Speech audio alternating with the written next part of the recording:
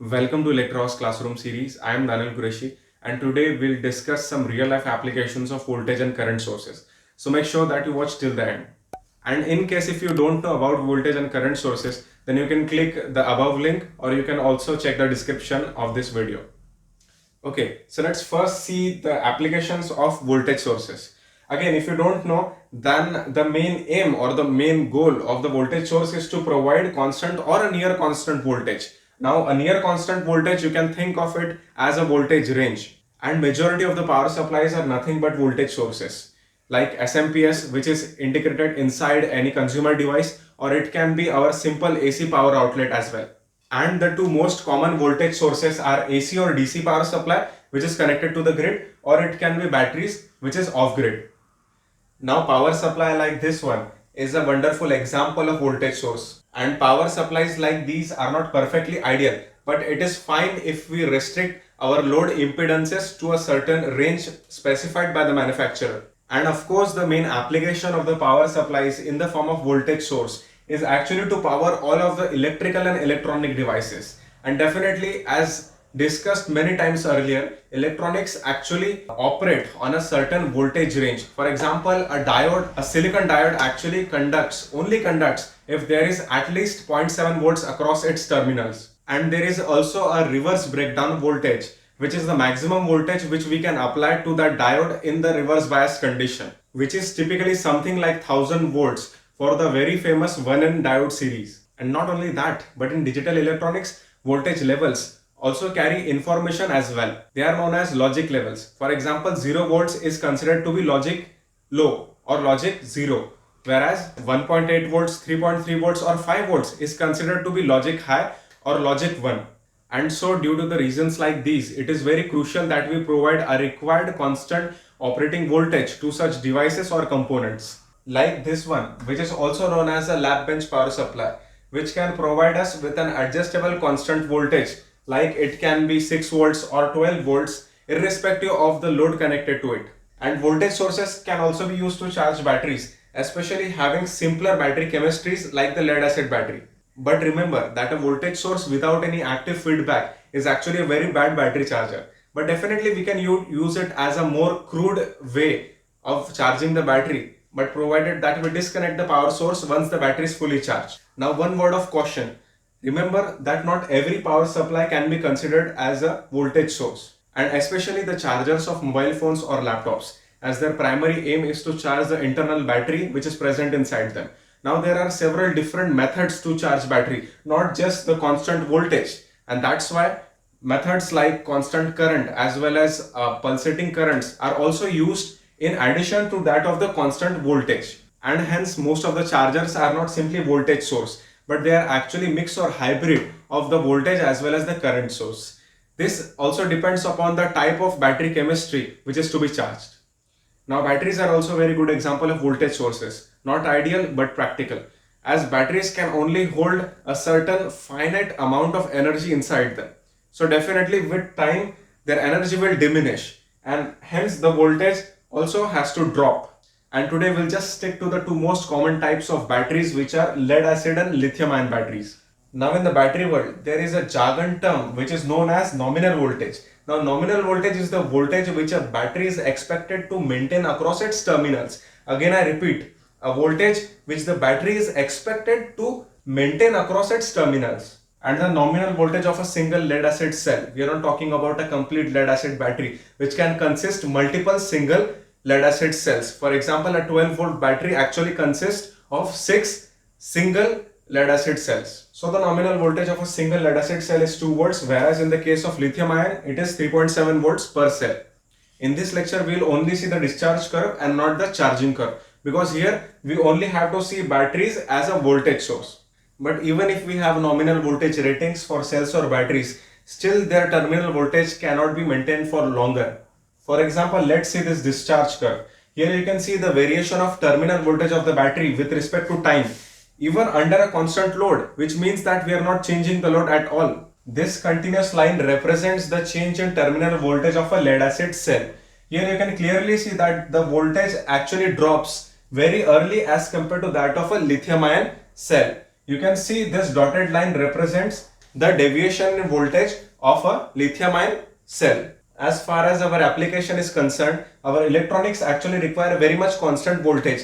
That's why it is very important for us to only operate our devices within a certain curve range. Okay, for example, in the case of lead acid cell, you can see that this area, this constant area where the voltage is very much near to that of 2 volts, we only operate our devices within this range. Okay, so as to prevent our devices from these very lower voltages. And in the case of lithium ion cell, you can see that this usable range is much larger as compared to that in the lead acid cell. So this tipping point after which the battery voltage is no longer usable is known as cutoff voltage. And the battery supply circuit then automatically disconnects the load from the battery according to this cutoff voltage or cutoff point. So clearly from this we can see that some battery chemistries like lithium ion can maintain their terminal voltages much longer than other types. And one thing to note is that the voltage of a lead acid cell can range between 2.1 volts in a fully charged condition to 1.8 volts in a completely discharged condition. Whereas in the case of lithium ion cell, the voltage can range between 4.2 volts in a completely charged state to a 3.5 volts in a completely discharged state. Okay, so now let's see the current sources. So just to recall, current sources actually provide constant or a near constant current for the load. The current sources are actually used quite less as compared to that of voltage sources. And the applications of current sources include LED drivers. You know, LED's illumination or LED's brightness is directly proportional to the amount of current flowing through it. So definitely by maintaining that constant current, we can maintain the brightness of the LED which is required. Also, it is used in electromagnet or motor control circuits. Definitely, if you want a constant magnetic field around the electromagnet and also a constant torque by a motor, so definitely we should provide a constant current to these devices. Now we can see how current sources can be created using a simple and conceptual method. So here you can see these are the two resistors. Okay, first resistance is nothing but the limiting resistance RC, and second is our load resistance which we have to drive, which is RL. And here you can see the condition for this circuit to be a current source is that the RC or the limiting resistance should be very greater than as compared to the load resistance. Okay, and we are driving this entire assembly with this voltage source V.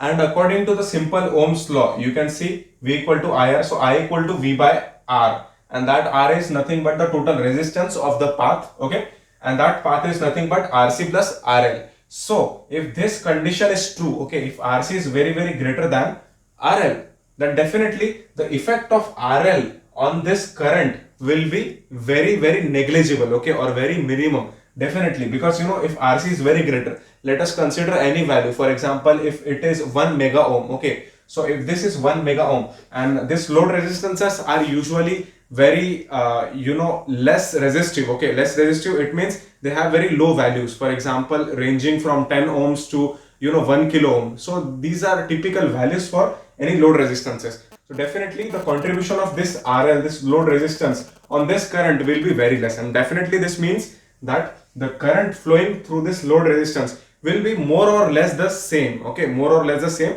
and so the current will be maintained within a particular limit, because the RL is still contributing towards the total resistance. Though the difference is not huge, but still it is enough to produce a noticeable change in the current, but not by much. And hence we can say that the current will be maintained within a particular limits. So this circuit can be considered as a practical current source. But this method is just for conceptual understanding, as it is very much impractical, inefficient and unregulated method.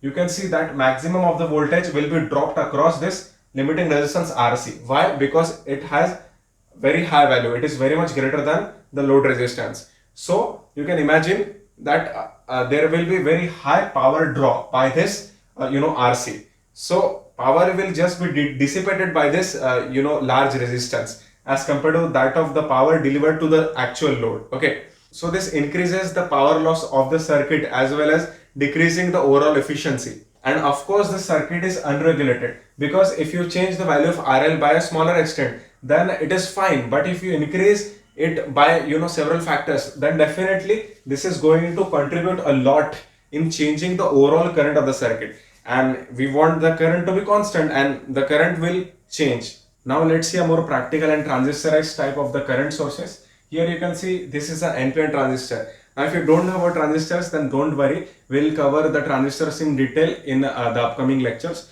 But for now, I'll try my best to make you understand. So this first portion of the circuit acts like a voltage divider. And this voltage divider actually maintains a constant voltage at this center point. And this center point then provides a constant current to the base of this transistor. And transistor is actually a current controlled current device. We can see it from this fundamental equation of transistor, which is IC equal to beta times IB. Now IC is nothing but the collector current. Collector is this terminal of the transistor, whereas IB is the base current which is flowing through it. And beta is nothing but the current gain or amplification factor. So current gain tells us by how much times this input current IB is multiplied to get the output current IC. So beta or current gain is basically a unitless quantity, and its value is like 20, 50, 100, 150, 200. It can be anything. So ultimately from this equation we already know that beta is constant and this IB is also constant, as this resistor network is helping us to get this constant base current IB. So ultimately this IC or the collector current will be constant too, because these both quantities are kept constant. And so a constant current can flow through our load resistance RL. It can be anything. Even if we change this load resistance to a different value, still a constant current will flow, because changing this resistance value isn't affecting our beta or IB values, because they are completely independent to that of RL. So definitely we'll get a constant current IC. Here you can see, even if the circuit has to change the voltage across this load resistance RL, still the current will be maintained. Now you may be wondering what this RE resistor is. Now this is nothing but an emitter resistor, which is very important to prevent this transistor from a thermal runaway. Now this circuit is also more power efficient as compared to our earlier circuit, because here you can see that the maximum current is actually flowing through our load resistance as compared to that of these dummy resistances, or these extra resistances which are just used to bias the transistor, or just to get a constant input current. Because the input current or the base current IB is actually very small, of the scale of even less than milliamperes, in microamperes or even in nanoamperes in some cases. So it is very less. So if imagine if microamperes or nanoamperes current is flowing through these resistances, even if their value is very high, still the power dissipated by them will be very, very negligible as compared to that of this actual load resistance RL. But there is also a very important catch to remember. This beta, even though it is more or less constant, but still it is a temperature dependent quantity as well. Okay, so for a constant temperature, this circuit will work just fine. But if you change temperatures, by 5 degrees or 10 degrees, so if your temperature is changing vastly, then your output IC current will also change. So definitely we should only operate the circuit in a constant temperature. So all in all, both the voltage source and the current source actually provide power to the load, but with different conditions. The voltage source maintains a constant voltage across its terminals, whereas a constant current source maintains a constant current throughout the circuit. And that's it for today, guys. Hope you enjoyed the lecture. Thanks for watching and see you there.